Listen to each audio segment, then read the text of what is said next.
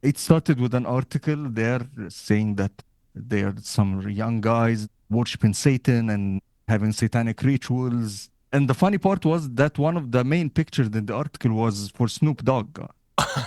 Snoop Dogg was used as the face of the devil, at the face of these worshippers. That's how ridiculous it was. Hey guys, this is a free, unlocked episode of the Bandsplaining podcast. If you enjoy this, you can find many more of these ad-free on Patreon. All right, well, what's up, guys? What's up, Bandsplaining listeners?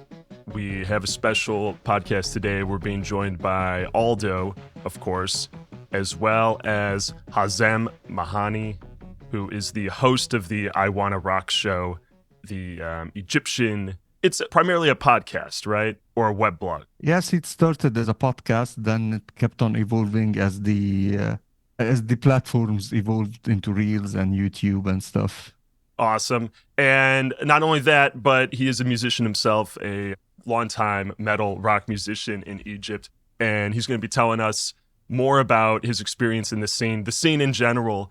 And by the way, a good leadoff question is just, how did we do with our Part 1 Egypt video? Just having watched it and reviewed it, I'm just curious, be honest, be brutal. Was there anything we got wrong or anything like a little off about it? Well, honestly, it's, some stuff in it was enlightening for me that I didn't know before. And that once I messaged you on Instagram, that was the exact moment that I finished the video. A friend sent it to me on WhatsApp like around 12 p.m. Once I get to it, it was like 3 a.m. and I just finished it and like went through into Instagram, searched for you and sent you the message right away. Because I really loved it, man. It's a well-written essay, like a well-written video essay. I don't know how to express it. No, I appreciate that a bunch. One question we had is just relating to Ahmed Adawaya. Yes. I'm just curious, how pervasive is the rumor that he was castrated? It's like a fact. It's not like people deal with this like a fact here, and I don't think we'll ever know the truth. This will be one of my questions if I ever went to heaven or stuff. So I really want to know the truth about that. Now that he's died, it's just like it'll be lost forever. It's lost forever, yes, but people deal with it like that's what happened. And it was like at the hands of the Kuwaiti, a member of the Kuwaiti royal family. They say it was a prince. It was something about his wife or one of his woman, something like that. Like what you said in the video, like he flirted with the wrong woman. Yeah, because I've seen some reports that say it was like the Saudi royal family, but it was a Kuwaiti prince or whatever. Is there a connection like between the Saudi and the Kuwaiti royal families, or is this just like a typo that I came across blaming the Saudis? I don't know if they are blood related, to be honest, but the two countries are really close. Like the two regimes are really close. Like the Kuwaitis they escaped to Saudi Arabia once Iraq invaded Kuwait in the 90s. They spent all the time there, and Saudis helped the Americans get into Iraq. Yeah. They have really strong connections, but I don't know if they are blood related or not. Well, I think it's an interesting way to start because it shows how radical the music was at the time, Shabi music, how much it offended the elites, the elites, even in a different country, how much it offended them that the rumor is that Ahmed Adawaya had to be castrated that was the only way he could be stopped, is he had to be castrated. And if you continue on this tradition to your time playing metal music, much later, the same danger is there, right? I mean, it was kind of a despised genre of music by not just the elites, but also I read that even working class people, if you're walking down the street with long hair, even working class people are gonna yell at you and make fun of you. I mean, was that your experience? Was it that hostile? I experienced that, but not on a lower level, to be honest, than what happened in the 90s. The 90s was brutal. I experienced what happened in the 90s from the other side because this happened like in 1997. I was 10 years old back then, and I was joining the masses in the Egyptian satanic panic. Yeah. That was brutal. Can you tell the story of this? Because I just read a little footnote in a book that said 1997, some 100 metal musicians were like rounded up and arrested. And there was a little footnote that said some were even given the death penalty. And I was just like, what? Oh my God. No, it didn't go that far. Okay. They were taken for a couple of days. Some spent some time in jail, but I don't think it's long time. But it didn't go to death penalties in this case. Maybe it was, I think it was threatened by some politicians at the time. It was like, it was nothing. It was all this was for nothing. It all started with an article in a magazine called Rosal Youssef, one of the famous magazines in Egypt and back then in the 90s. It's basically paparazzi or Rialo. A tabloid. Yes, tabloid. It started with an article there saying that there are some young guys worshiping Satan and having satanic rituals. And the funny part was that one of the main pictures in the article was for Snoop Dogg. Like it was pulled out of context and they were claiming that this was someone in Egypt, or no, it's like Snoop Dogg was used as the face of the devil, at the face of the of these worshippers. That's how ridiculous it was. Wow. To think that today Snoop Dogg is used to sell like kitchen towels, he's like one of the most like friendly, normal faces. He's with Martha Stewart every day. To back up real quick, it's the earlier mid 90s. Like, who are some of the metal bands that are emerging at this time in Egypt? Like, who are some of the bands that this article would have been written about that people would have been afraid of? Back then, it was really emerging scene. Like I've heard stories from my friends. There was like that famous Marlboro Fest that had almost 5,000 people. There was like small underground festivals in Agami and in small places in Cairo. But on the same time, when it was booming with those big festivals like Rock In and Marlboro, it got to that case and all got shut down. But one of the big names back then was there was a band called Steel Edge, a band called Andromeda that they are still active. They play almost 70s covers and Pink Floyd covers. There was Bad Apple, Virus. Virus are still active till now. And then the late 90s came the three biggest bands that are going active and intense till now. They are Crescent and Odious and Scarab. Crescent and Scarab play death metal. Odious is more like a symphonic black metal band that mixes black metal with Oriental and Egyptian music. Actually, I have some samples for them I can play. Oh, yeah, sure. These three are like the trinity of the Egyptian metal scene. The three bands are still active till now. They are touring Europe. They signed with not major record labels, but they are signed to a record label. That's a big deal. Here we don't have a lot of signed bands. These are Odious. This is the live video of them in Paris.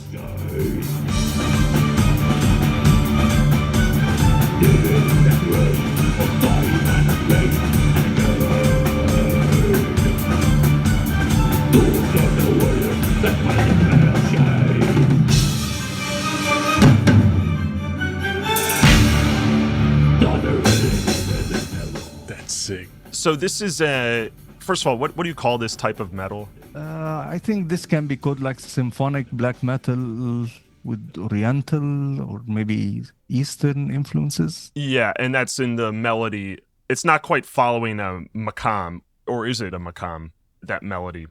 I have no idea. Okay, good. I'm an honest man. No, that makes me feel better. I don't have to like understand the maqams in order to write about Egyptian metal. From what I read, that's actually quite rare. A lot of Egyptian metal doesn't contain too many like Egyptian and Arabic influences. Has that been your experience as well? Yes, most of bands, they do straightforward heavy metal, straightforward thrash metal. Like the other two big bands that I mentioned, Crescent and Scarab, they play like straightforward black and death metal with Egyptian influences from the culture Scarab are mostly influenced by ancient Egyptian lyrics and mythology. And Crescent touched this stuff too, with more like Eastern history, but it's all in the lyrics and the concept, not in the music. Gotcha. Yeah. Do you think that's just because these bands want to, I mean, they just see themselves as part of the global metal scene? You know, they want to play the same metal music as you hear in Ukraine or England or Brazil. I mean, simple as that. I think it gives you more, makes you more relatable to other listeners. And some of them, that's are their influences. They are not influenced at all by the Egyptian music Yeah. or the Oriental music at all. They are. They're not influenced by Gil music, by Yeah, Hamid El Shari. exactly. It's not there. But on the other side, I see like if I'm an American or a European record label, why would I sign a band from the other side of the world that plays the same thing that's getting played in here? I always feel like you have to put your own touch. You have to put your own influence, your own culture. If you are not influenced by this at all, so it's okay. I don't mind. But the bands that stand out and really gets the breakthrough are the different ones. Because surfing through the internet, there are a million new bands that appear every day from every part of the world. So if you are not bringing something new to the table, you won't get noticed. Yeah, it's an interesting point. And I know we're jumping ahead a bit here, but when you were playing in metal bands, is that something you would do with songwriting? Honestly, I was another person, man. That was in 2006 till 2010. That almost 20 years old. So no, I was another person. I was like the die-hard metalhead that everything sucks. All other genres are shit, and as long as it gets heavier, it's better. So no, that was not my point of view back then, honestly. I see Aldo smiling here. I mean, as a fellow metalhead, can you relate? I was the exact same. I only wanted to play thrash and fast, and like, no, we will play Yes. Slayer and fuck everything else. That's not heavy enough, no. Yeah, exactly. Well, just going back on the timeline a little bit, I mean, I want to go back to 1997. So there were the bands that were playing in the early 90s. Maybe they didn't put out records yet. Maybe it was too early, but they were playing pretty heavy and extreme metal music. I mean, they were playing death metal and black metal at that time, Yes. in addition to rock covers and Pink Floyd or whatever other, bands. It was mainly thrash metal and death metal bands that were really loved. Alongside the hard rock traditional bands, of course, that everybody Yeah. will be loving till the end of days. But yes, they were playing heavy thrash metal, and the Virus was a thrash metal band. The bands Crescent and Scarab, they started in 1998.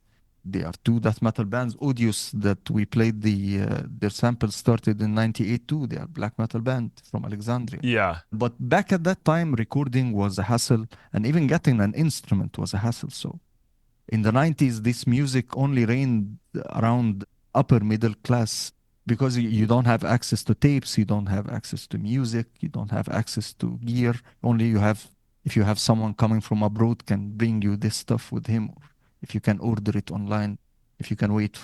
That's a good point. So the article comes out 1997 and it talks about how these bands and these metal fans are practicing Satanism. Yeah.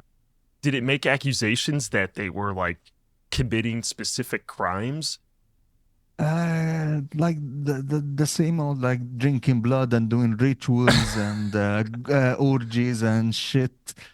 They were like normal people, no, nothing. Yeah. Yeah. Okay, you're listening to metal in Egypt in the 90s. Those were critical times. Like, it wasn't just an article, it was a series of articles Yeah. accusing these guys, and most of them were rich people from the A class. Some of them were kids of famous actors and musicians. Yeah. And after this series of articles, they just woke up in at dawn. Everyone got police at their rooms, checking their cassette tapes and their T-shirts, and they took them for a couple of days. but a lot of lives destroyed for a lot of people's lives destroyed for this couple of days. Like Yeah. I've heard that a lot have fled the country. A lot of them lost their jobs, and this stigma stands to this day. Mm. Maybe it's a lot lower, as it's maybe forgotten for the new generation, but with my generation, this is a big memory for us. And I'm coming from the other side that was terrified from those evil satanics. Yeah, I mean, so like you're 10 years old and you're watching this happen and you're like, screw it, I'm going to listen to these bands. And you also listed a pretty large number of bands who started in 1998, 1 year after this incident happened. So clearly it didn't scare people off enough, and or maybe it just encouraged people to it just made it more alluring in some way. Yes, it always does. Like I believe most of the best-selling metal bands has the most gruesome covers. That's why that's what gets you into buying the shit at the record store. Like, so the scarier, the most dangerous, you hear about the thing that you're gonna go and check it out. And as long as it's banned, as long as if you want it more. And let me ask you this. The one thing that I came across, at the end of my research for the last video was that there was a more religious, conservative climate in the 90s. One person I interviewed attributed it to the influence of Saudi Arabia becoming a more powerful country and employing a lot of Egyptian professionals. And Saudi Arabia, going back probably centuries, has a far more conservative version of Islam. And is that kind of like, I mean, I know you were pretty young at this time, but was that something that started to appear more in the 90s, where there were more a wave of more traditional Islamic values, which maybe contributed to the metal backlash? I don't think this contributed to the metal backlash, honestly, because that was, yes, these times were there was a lot of trouble at these times between the government and the Islamists. The Muslim Brotherhood. Yes, and more aggressive, way more aggressive groups.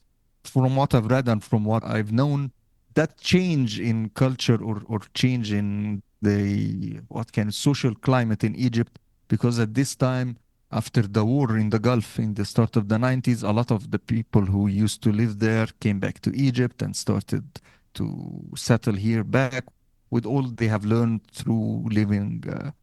It was really different. You can't compare what's happening in Saudi Arabia on the past 5 or 8 years with the 90s or the 80s. It's something else. That shifted the social climate here in Egypt, honestly, until these days. This is sort of an unrelated side tangent, but I remember reading about how in the 80s in Saudi Arabia, there were cassette shops that sold all sorts of international music, like bootlegs. Yes. You could get all the latest releases. But one interesting tidbit is that they weren't allowed to play music out loud because it was forbidden to play music in public.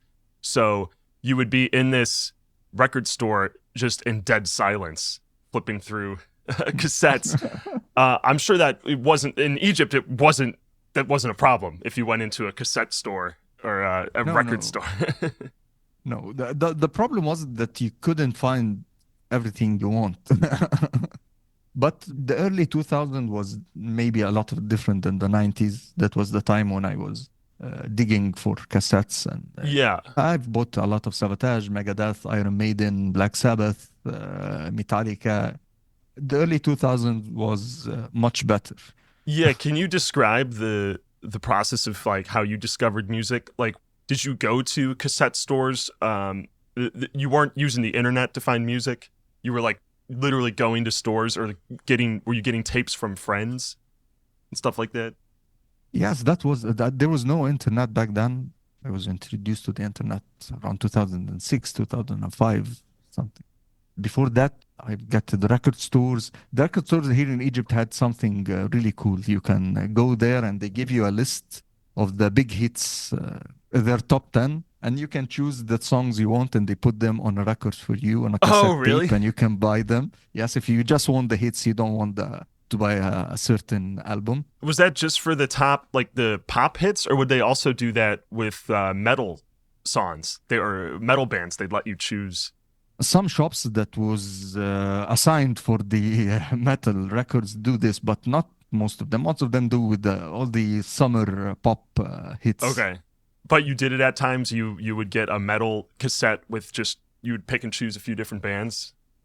No, honestly, I only went through the tapes getting what I can get, depending on the covers and the names of the band. And if I discovered Megadeth because I only knew the name Megadeth. Like one friend of mine has told me that there was a band that called Megadeth. It's kind of related to Metallica, and I liked Metallica. So when I was at the record store, I found the Euthanasia record of Megadeth.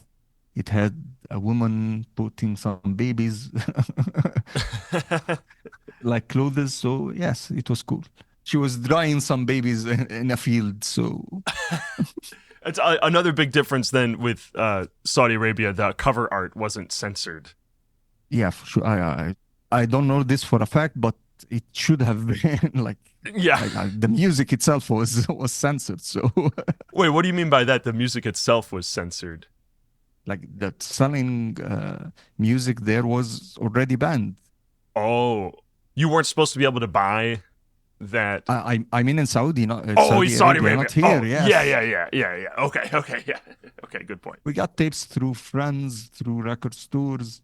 This was the main way back then.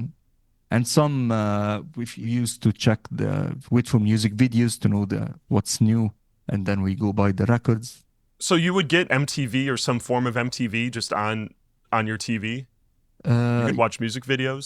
Yes, we got access to MTV, and some of the local channels in the early 2000s played Linkin Park. They played Evanescence. All the new metal wave and the alternative wave of the early 2000s. Korn. Awesome. Yes, I've seen this on TV here. Yeah, one of my first loves, right there, Korn. I was crazy about them for a while. Great band. What was it like going to shows? Like, what were some of your first shows, and like what were the venues like? What was the vibe? Well, I can describe my generation like they were, we had the good part. The people that were in the 90s, they struggled really hard, but it really paid in the early 2000s. Like my first concert I went to was in the Biblioteca Alexandrina, Library of Alexandria, Yeah. the Great Hall.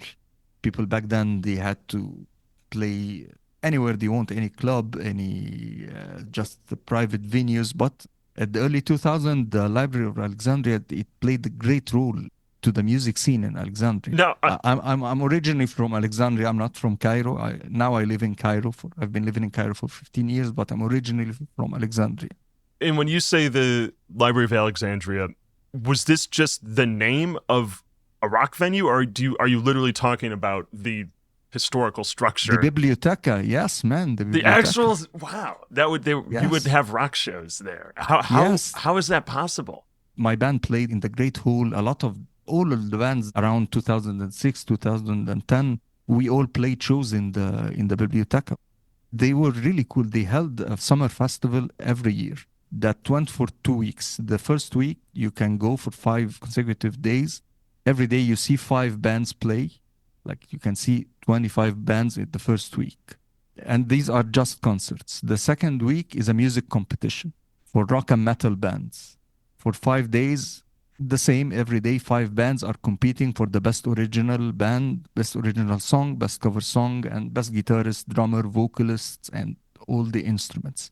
And at the end, they held a concert with all the winning bands that play and gave us the rewards. And this made the scene so intense back then. We had a lot of bands. A lot of bands were formed just to compete in the competition every year.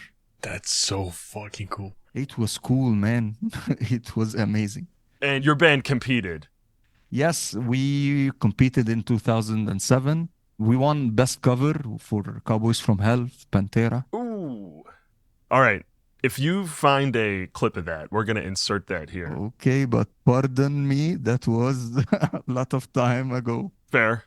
That's like, because that's a song I always like, I would have loved to have covered with all the bands I played in, but to be honest, just would have been too difficult to learn. I wasn't the best vocalist back then, but it was all mainly about entertainment and having fun, honestly. Do you also play instruments, or have you always primarily been a vocalist? Well, I failed miserably in learning bass guitar. Bass is always underestimated. It seems easier than it actually is. Yes. Same with tambourine. We always talk about that, how people think tambourine is going to be an easy instrument to play. It's one of the hardest. Really? Yeah. Oh, very nice. This is, how do you pronounce your band's name? Anoxia. Anoxia. Okay, Anoxia covering Cowboys from Hell at the Library of Alexandria. Cowboys from hell!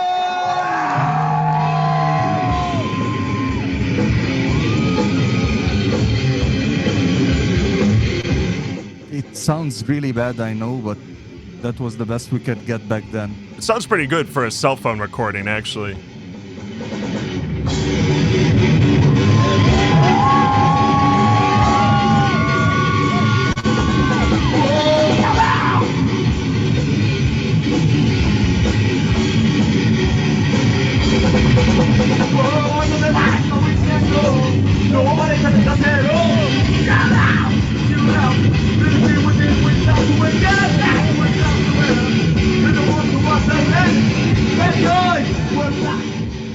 Damn, dude, I gotta say, you nailed the inflection at the end of those words, like do ow, like that.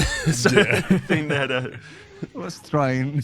But that looks like a sick stage and a really enthusiastic audience. I mean, you can tell there was. What was there, like 1,000 people that would come to these? 2,000, 5,000? No, it's not that big. The Great Hall, the inside hall of the Biblioteca, it hosts up to around 1,200 people. Okay. We've done that one day. We were playing, us and another band called Nemesis. We're good friends of us. We've sold out the Great Hall. But the Plaza, I think it hosts around 300 to 500 people or something like that.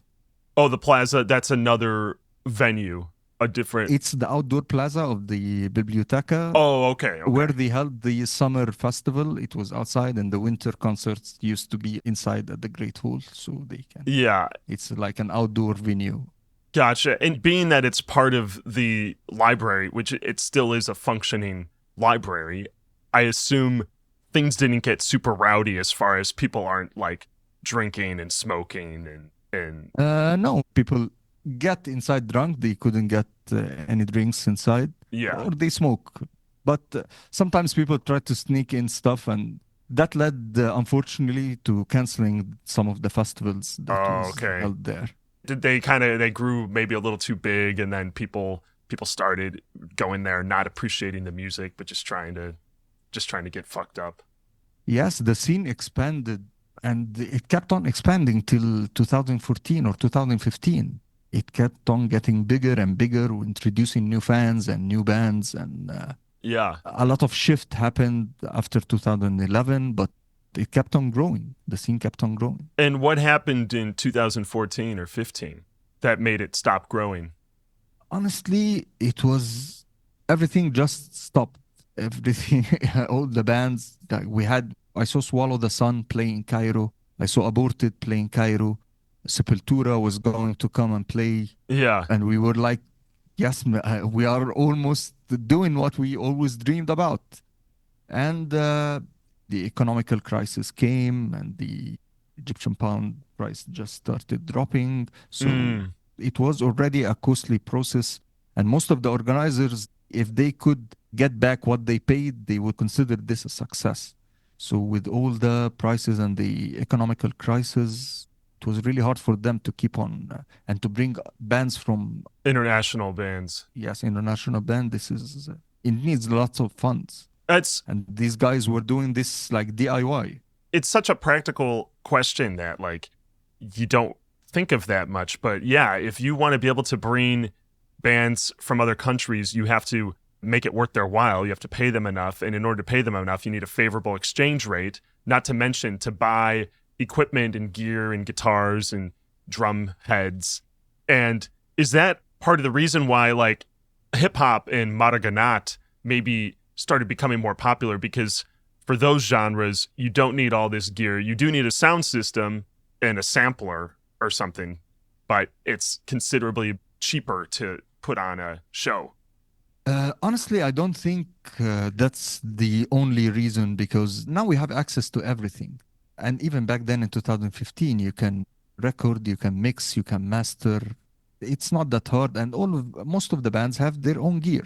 And most of them has around 2015, most of the big bands are working adults that can buy their own stuff and get their own stuff. Not like when we were kids back in 2006 or 2010. It's like I stopped playing music once I graduated and got back into the real life, and I got drifted away. But the big bands, the big Egyptian bands in 2015, I don't think that was the main cause of the problem of the metal scene here in Egypt. I think the main cause of this is that we lack the infrastructure of a proper music scene. And that what the rap scene has, and they perfected this. They have done this very smartly. They have their production companies, they have their sponsors, they put high quality video clips. They use a lot of bands, a lot of rock and metal bands these days are using Arabic words to be more appealing to people. And I think this is a smart move. But with the rap scene, they have been talking like everyone in the streets. So once you listen to a song, you just get into it. Even if you don't like the music, you'll understand, not like a metal or rock band that's singing in English. Yeah. But the proper infrastructure of the scene and the industry is, I think, what the rock and metal scene have lacked through all these years. I think this is a big drawback. Yeah, and I think you mentioned before when the metal scene first emerged, it was mostly upper class children, like the children of actors and other wealthy individuals. And over the years, it was more of a middle and upper class genre in Egypt, whereas hip hop and more like electro shabi and maraganat is more of a working class genre. First of all, is that distinction true? And does that account for some of the reason why metal music has declined in mainstream popularity and Maraganat has increased? Well, Maharaganat specifically, yes, it started like this. It started organically. I don't listen to Maharaganat a lot, but I really appreciate and I really think this is one of the most authentic forms of music that came out of Egypt maybe in the last 20 years or something, because it was organically formed. Maharaganat started by people who are, if you are getting married, so some of your friends just gather and write a song for you and everyone that's gonna be in your wedding, calling their names and hailing everyone, and they record it and play it in the wedding. That's how it started. It's only a gift for you for your wedding. Maharagan Steve or Maharagan Hazem for my wedding. Wow. That's how it started, organically, totally 100% organically. Then it started slipping away and people send it on their phones to each one, and then it's catchy, man. And then started spreading, and right now the elite clubs play Maharaganat and invite the Maharaganat musicians to play concerts there. It's played everywhere in Egypt, not to a specific class at all. I see. It's a mainstream genre at this point. Yes, and they really deserve this. So the claims that Maraganat has been banned, that's not quite true. This genre is it's alive and well, or is it just a few of the more controversial musicians are kind of banned? They're not allowed to play shows or something like that. Every once in a while, someone at the musicians syndicate just shows up and say that certain Maharaganat artist is banned. Then he just go there and sit down with them and say, yes, I'm gonna sing clean lyrics. I won't do this again. And he's active again. It's nothing. It's, if you want to have some time on TV on some talk shows, just go ban someone for a while and you have your time under the sun. And you can't ban anything right now. How can you ban anything? How can you ban certain type of music? Okay, they won't play concerts in Egypt, When they were banned in Egypt, they played everywhere in Dubai, they played in Saudi, they played everywhere outside of Egypt.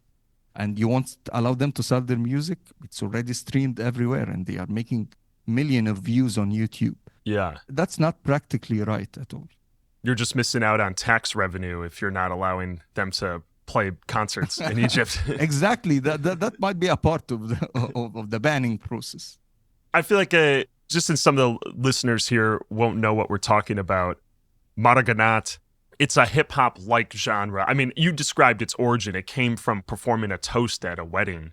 I've heard it also called electro-shabi because it kind of comes from the tradition of Ahmed Adawiya, the more traditional Arabic music, maqam music, but with sort of raunchy lyrics or street like slang lyrics on top of it.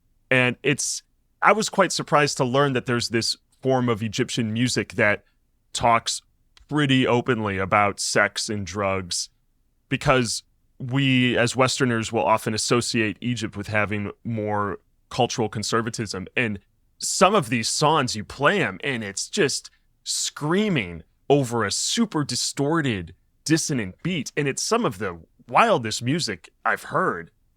So I'm totally fascinated by it, and it's going to play a role in this upcoming video for sure. Yes, shoot. And I can understand, you said it's not something you listen to too much. I can understand why it would be difficult to just sit down and play some Maraganat records, because it's going to put you in a weird headspace. It's very hardcore music. But it sounds like it's something you hear all the time now. Is that true? Like at block parties or festivals or weddings? It's everywhere in the cafe, on the streets, in weddings, everywhere, on the beach, everywhere. Yes, and it's energetic. You can't deny this. Yeah, it has its hype. Do you think? I'm sure the original Maraganat musicians like Islam Chipsy and Allah 50, I don't believe any of them had any connection to the metal scene. But I wonder if what the metal musicians went through, especially in the 90s, pushing this new sound, this distorted, heavy sound, kind of paved the way for Maraganat, even if indirectly. Because, I mean, it prepared the Egyptian public for a very noisy, chaotic sound, right? I never made that connection, honestly. Yeah. But I think it became like, that's how the international music sound like these days. If you're comparing this, what's going to electro shabi or even Maraganat or the rap and trap scene here in Egypt. I think that this is like the main wave that the whole world is spinning around. Yeah, I guess it's a good point.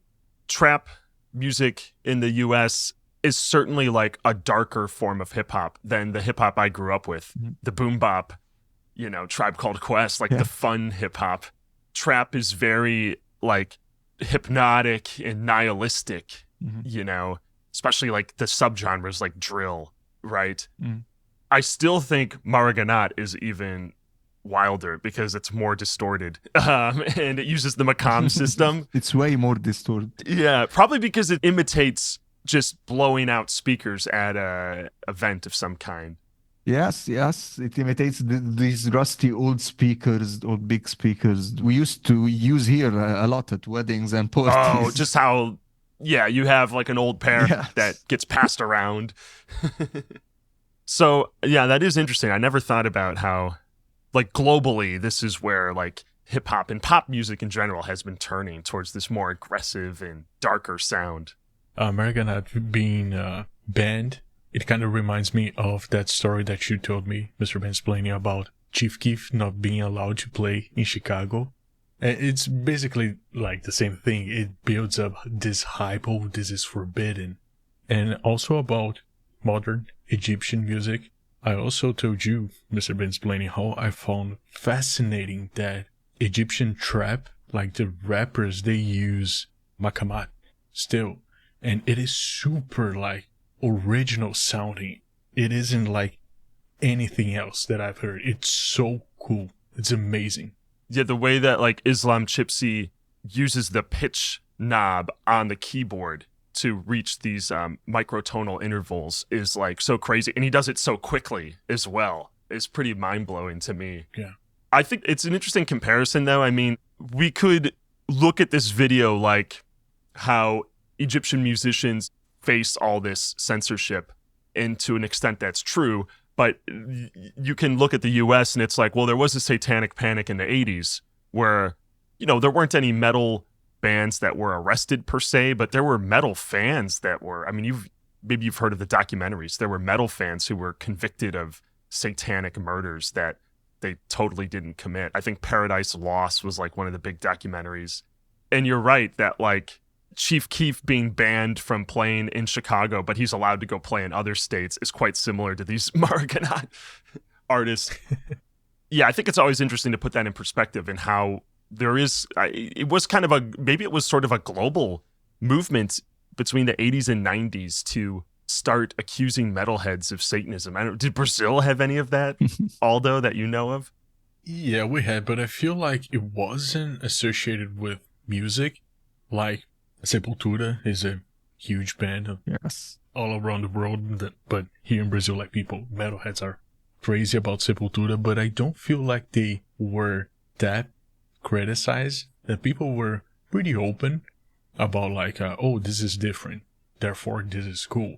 But the satanic panic, I feel like it happened maybe 15 years after that, during the Yu-Gi-Oh craze and like table RPGs, like a Vampire Masquerade, I believe.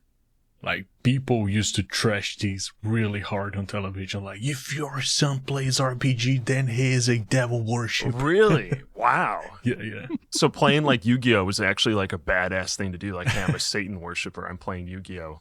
Yeah, dude, I remember like I was raised in a very Catholic household. And when I did it's not confirmation, I forgot like the first one. First communion? Yeah, my first communion. There was this girl in the first communion class that I had to take, that she had like this, like a milk box that she used to bring to the classes full of Yu-Gi-Oh cards. And one morning she was like, with her face like pretty swollen. It was really clear that she was crying a lot.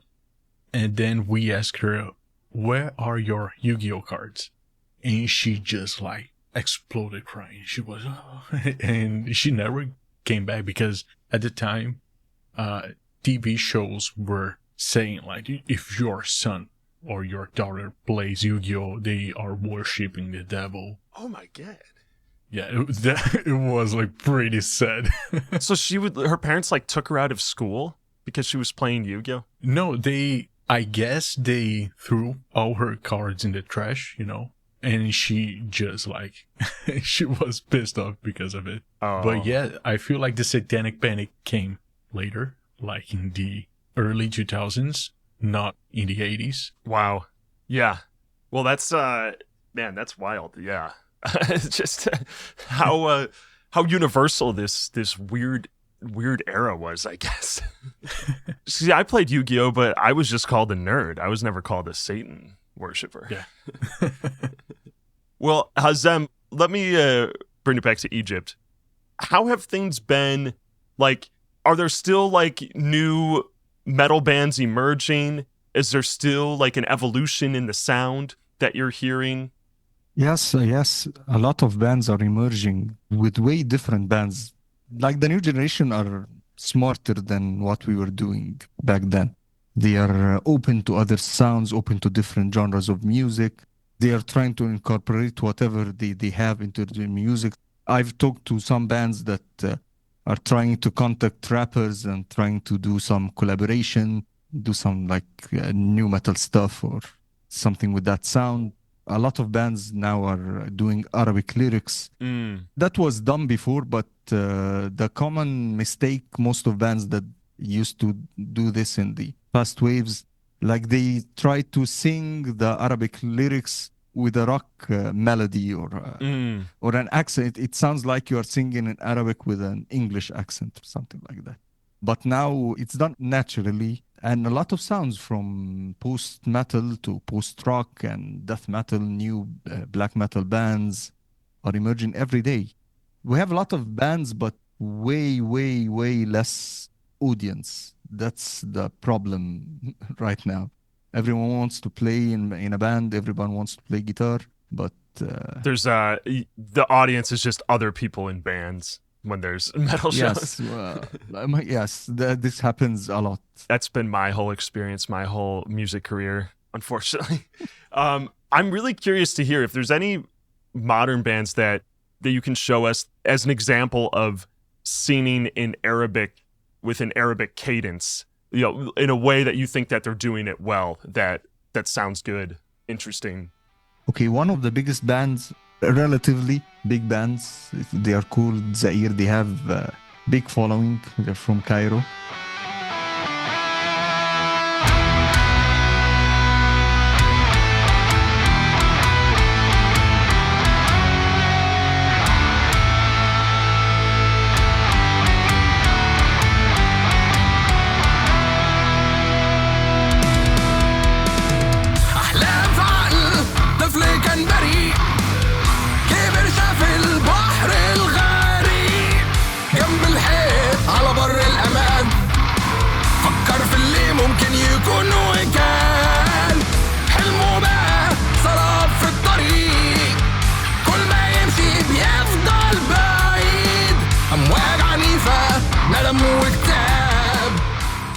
Nice. That's awesome. What I like about it, I mean, it's kind of like hard rock, like a little bit of it reminds me of like Judas Priest, sort of like some classic metal, but then you get the double kick in there too. So it's clearly also like an evolution.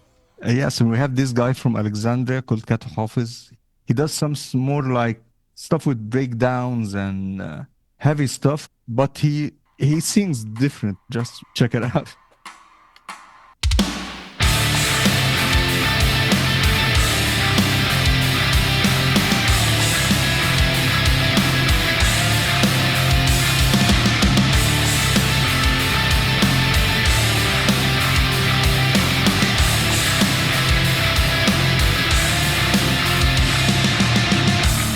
بخاف من اللي جاي واللي فات يمكن بكرة يعدي واندم بالساعات سايب نفسي للآلام والذكريات انسى الظروف فتح وشوف حلاقي حلم وامسك فيه واطير معاه. It's more genty stuff. Yeah, it's very smooth vocals.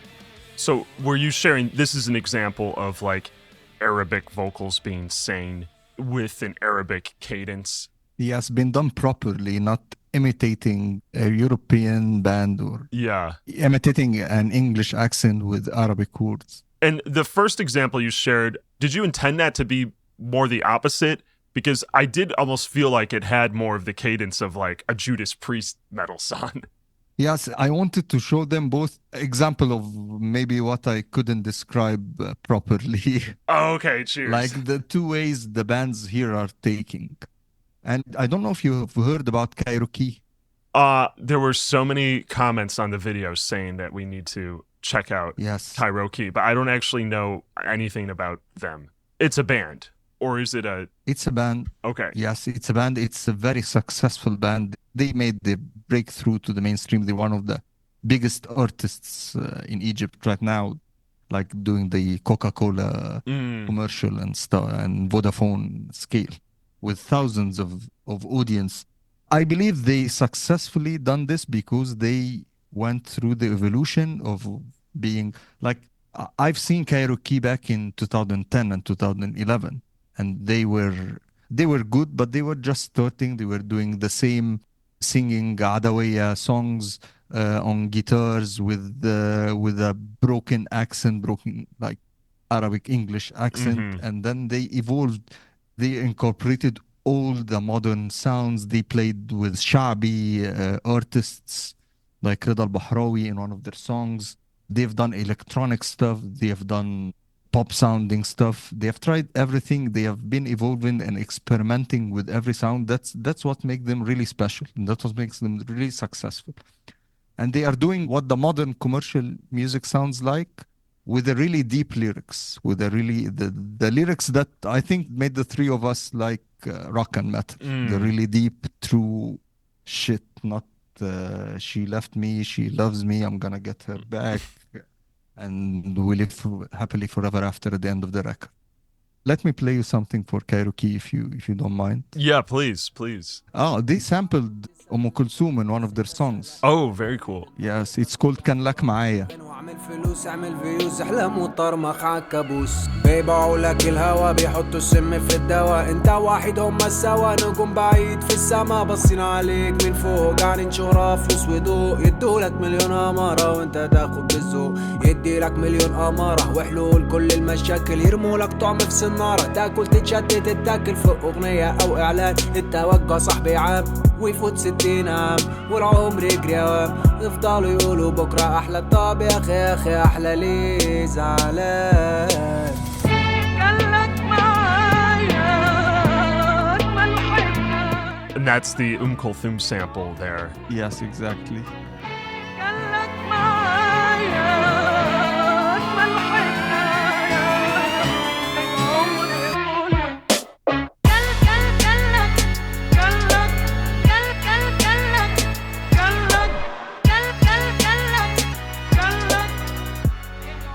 Actually, this song's lyrics is very interesting. It's talking about how artists paint a falsy picture about how life is gonna get better and how they give you false hope just to get money and just to buy records. I consider this like Cairokee's Welcome to the Machine or something like this, and how production companies can lure artists to make happy music while there is nothing to be happy about. These guys are really realistic.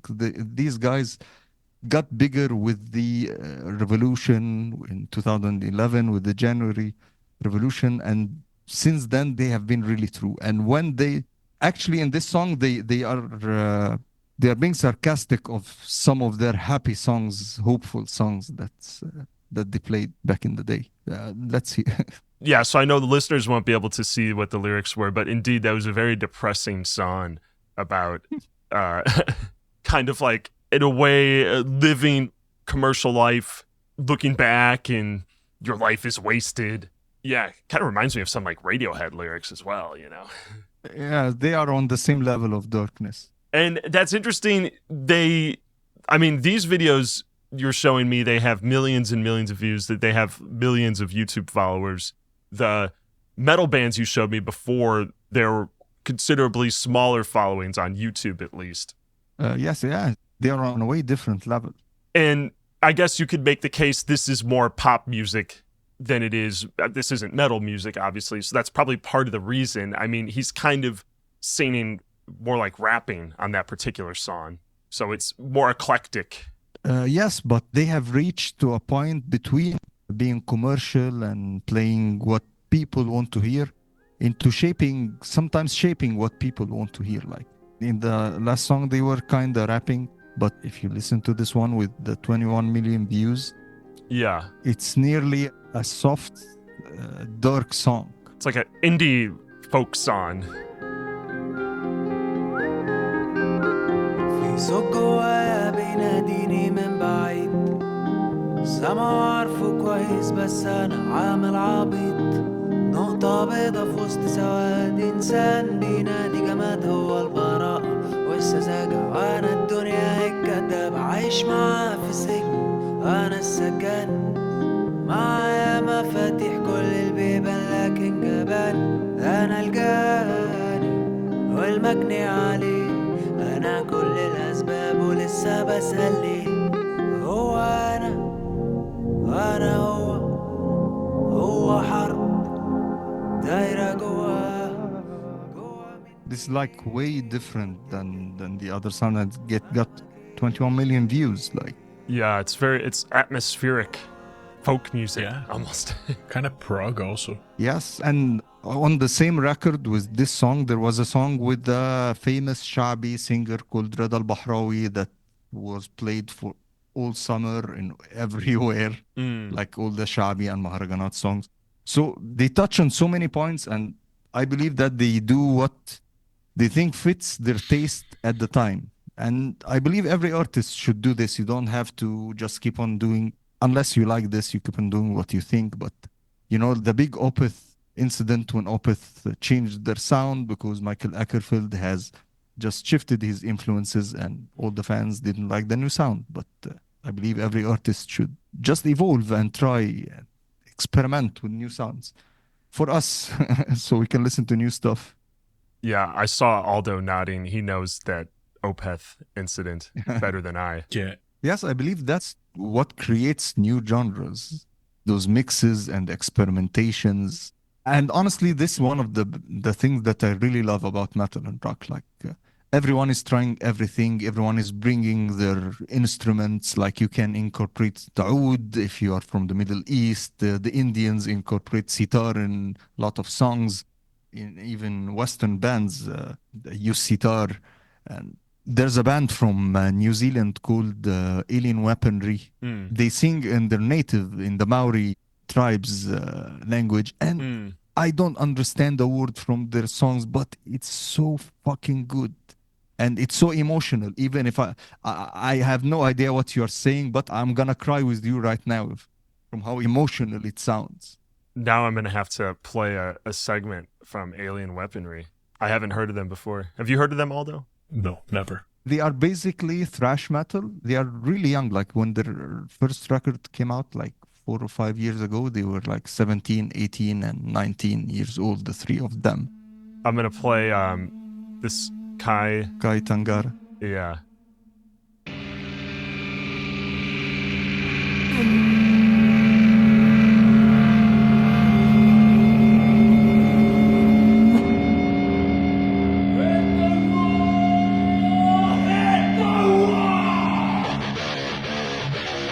Has a kind of long intro. I'll skip ahead a little bit.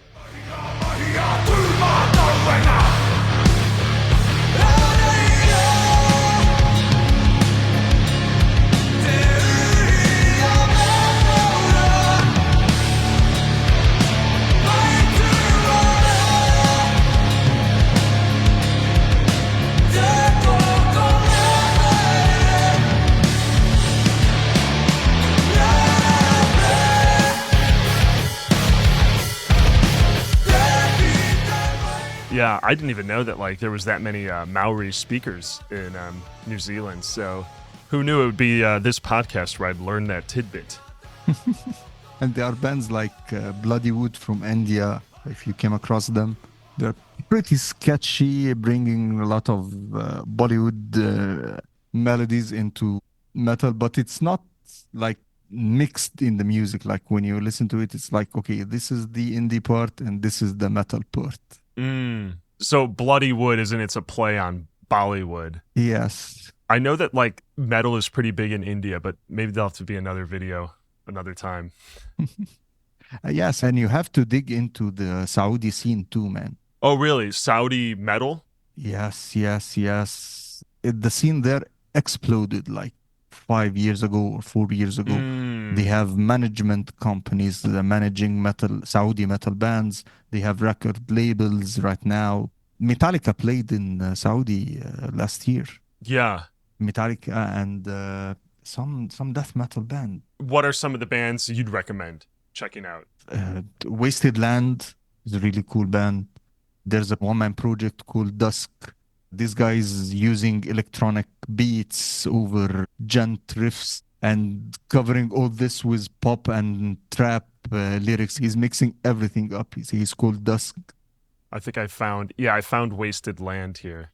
I have a question about Metallica playing in Saudi Arabia. Okay. Did they face any backlash at all? Because we talked on the podcast about the comedy festival. Yeah, and all the comedians there faced a lot of backlash. So, do musicians face the same criticism when playing there or no? I don't think they got any backlash about it. Maybe I guess there must have been small talk in the community and stuff, but no, it was a big festival. It was a 3 days festival or something. I think the same day Metallica played, Amr Diab from Egypt played, and Travis Scott was it was like a mashup of we're gonna bring everyone famous on this festival to show everyone Yeah. that we are bringing everyone. I'm Googling it now. I don't see a single like negative article. It's called Sandstorm, I believe. Sandstorm Festival, it was called. Yeah, Soundstorm. If anything, the articles are quite positive. They're like celebrating Interesting. Metallica makes history as first U.S. heavy metal band to play in Saudi Arabia. I bet the part of the reason is that the comedy festival was controversial because the performers agreed to be censored, whereas I don't think there's any need to censor Metallica, even if they have some lyrics with darker imagery. I mean, it's so like barely intelligible Yeah. that they probably, I don't know. I don't think it's as controversial. Makes sense. I just remembered something really cool. There's a band called Seera, Saudi band. They are 3 girls. They play psychedelic rock, and they are fucking amazing. How do you spell that? Seera, Seera. Nice. I just found them on YouTube here. Oh, wow. Yeah, they're not a very big band, like just 1,000 subscribers. Their featured music video just has 2,500 views. So let me share it. Let's give this a play.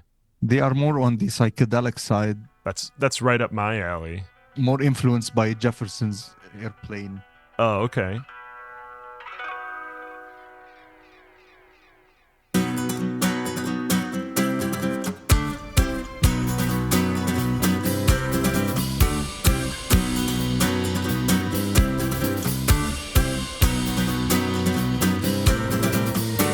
ستشرق الشمس نور الحياة بسكون وانتماء نزلت لنا يا ماما من السماء فرصة تحتوي. That's super cool. They have a very cool look, very cool music video. And it's just crazy to think that, I mean, there's now some sort of DIY scene in Saudi Arabia. Like, I mean, obviously, they must be playing shows somewhere. There must be some venues. Yes, they have like an expo for music that's held every year called XP Music Features or something, like with workshops, music workshops, and in the morning it's music workshops, and in the night concerts. They have bands playing, local bands and even international bands. I've seen Tinarween there at the XP Features. If you know about them, from Mali, the guys from Mali, Tinarween, they play blues. Oh, yeah. I'm not familiar. You're gonna love them. Check them out. What are they called again? Tinarween, Tin. Oh, I'm sorry. Tenariwen. Yes, of course. Tinarween, yes. Yeah, we've had some videos about them. Yeah, they're from Algeria. Algeria and Mali. Yeah, that's right. I think they're originally from Mali, and then they were at a refugee camp in Tamanrasset. But they Yes. kind of single-handedly, like, I think, introduced the West to this sort of unique style of rock music, the Tuareg style of rock music, that's kind of launched the Bandsplaining YouTube channel, to be honest. Really? Yeah, the first, like, big video that took off, I was talking about them and Mdu Mokhtar. Mm-hmm. And Bombino, some of the Tuareg guitarists. I love the idea of maybe the next Bandsplaining trip, we go to Saudi Arabia to check out the music scene. Then we'll stop in Alexandria after, hang with Hazem. I would love that. What do you say, Aldo? Dude, you have to take Indian Summer there. Oh, I play a show. Play at the Alexandria. Oh my God. Would be sick. That's a bit more expensive of a trip, though. Bringing all that gear. Man, you're gonna love it. Just come over. Don't think about it. Well, since we're reaching the end of our allotted time here, I think I want to fire off a few rapid questions here. You know, bringing it back to Egypt. Hazem, this first one, I know it's going to be difficult, but if you had to narrow it down, who was your favorite Egyptian metal band? Just one band? All right, you could say 2. You could say 2 Tree. Okay. I love Crescent. They are so brutal.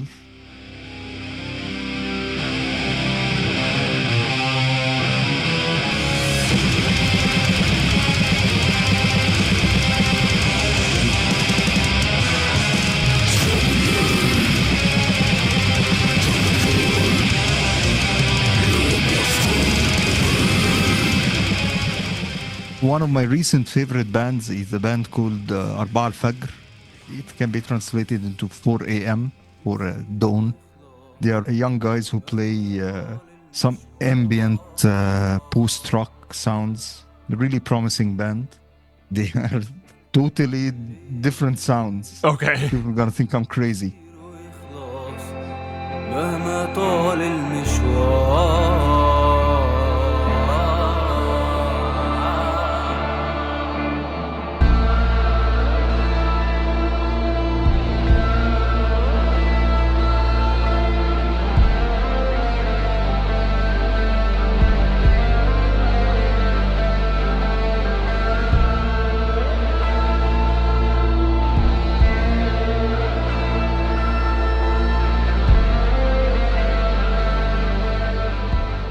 All right, next question. I came across this quote that was just mentioning how, you know, Egyptian metal kind of breaks from the tradition of Egyptian music up to that point, you know, like all the genres that we covered in the video, more or less. However, this writer was making the case that the one connection metal music has to like Kulthum is that the audience still experiences tarab at the show, you know, this feeling of Yes.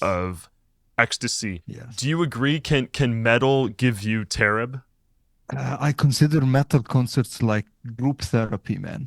It's, yes, just listening to this music gives you the drive.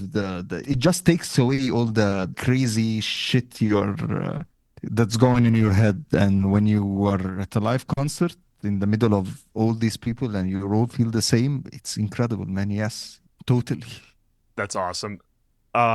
Going back to the clampdowns and the danger of being a metal musician, did you ever personally experience any of this harassment or fear that being in a band playing metal music, you know, either like a threat from somebody on the street or just a fear that this could derail your career, your chance at an education? Or, I mean, you shared with us a video and you did have pretty short hair. So did you manage to balance it where you didn't visibly look like a metalhead too much so you could get away with it? Well, honestly, I've always been like a disappointing person in person when people hear me talk about metal and the music I like and stuff. And when they see me in person, I've always looked like that. I had long hair, but not for long. Actually, I had long hair like 6 months ago, like when I got old. But back then when I played, no, I didn't encounter anything. It's just the looks for the t-shirts, maybe in the streets. Yeah. And just the jokes from friends and people who kind of got at the wrong place and had to be in a concert following a friend or a girlfriend or trying to please some girl who liked the metal, so they got into the gig. But I always, I never mind that, honestly. I didn't give lots of shit about that. Even back then when I was younger, you always felt like, okay, you don't understand it, so fuck you. Like, I like it, so I don't care if you understand it or not. You almost prefer like, hey, I'm glad that you don't understand this. I'm glad you're staying out of it, to the random person. For some people, yes. All right. So final question here. This is a very broad question, but I'm just curious what comes to mind. What do Americans often misunderstand about Egypt, living in Egypt? Honestly, not all of us live near the pyramids. You all should know this. There's a lot of stuff about Egypt that's really authentic and that's really good, and it's really worth experiencing than the desert and all these cliches that's always shown in the first scene of the Transformers too. So I don't have to see a camel and pyramids and some sand to know that I'm in Egypt. Come on, yeah. Yeah. In fairness, we put the pyramids on like the cover art to the video, but it came from an Ahmed Adawaya album, so I feel like it's justified. It's justified, totally justified. It's also like the coolest album cover I'd ever seen, just the coolest colors. So we couldn't resist reusing that image. Dude, about the footage right in the beginning of the video, that shot like showing the pyramids, and it shows like the city behind the pyramids, I was like surprised because I thought the pyramids, like, okay, I will admit being ignorant, but I thought the pyramids were like pretty far out. Or in the middle of the desert or something. right in the countryside. When I saw the shot of the pyramids and like the city right behind it, Oh, I yeah. was like, what the fuck, dude? That's crazy. No, there's like tons of hotels that aren't there a bunch of hotels that are called like Pyramid View Hotel? Yes. And a lot of Airbnbs too. You can get a Airbnb with a direct view to the pyramids. Yeah. That's so cool, dude. Yeah, I mean, that's the thing.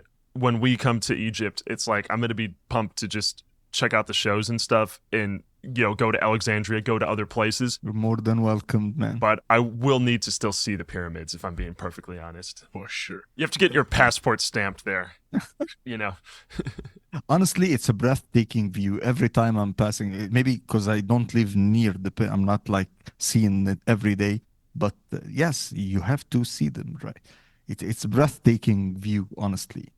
But I hope both of you would manage to come here and you will see a way other side of Cairo and of Egypt. Honestly, I promise you. Yeah, we got to make it happen at some point. Yeah. I'll be waiting. Well, cheers. I think that's a good place to wrap it. Hazem, thank you so much for doing this. I mean, seriously, incredibly enlightening, super fun to chat. Thank you so much. I had lots of fun, really. Thanks for having me. Your show, it is in Arabic, but for those who are Arabic speakers who are listening, go check out I Wanna Rock. We'll include a link. Do you have subtitles, English subtitles, in some of the videos? No, I need to start doing this, honestly. Well, if you do, we'll include a link. If you, at some point down the line you have some with English subtitles, and we'll push everyone to check that out too. Thank you so much, man. Cheers. This has been a blast. We'll have to do it again sometime. Anytime, just message me. I'll set up and chat anytime. As you can see, I'm a totally talkative person when it comes to music. So you have to manage me somehow. It also really helps that you're a night owl because it's currently like midnight in Egypt and it's 4 p.m. for me, so it's the perfect time. Some podcasting relationships just don't work out with time zone differences. It's like, oh, we'll never be able to have a good conversation. One of us has to be up early in the morning. Forget about it. The later, the better for me. Perfect.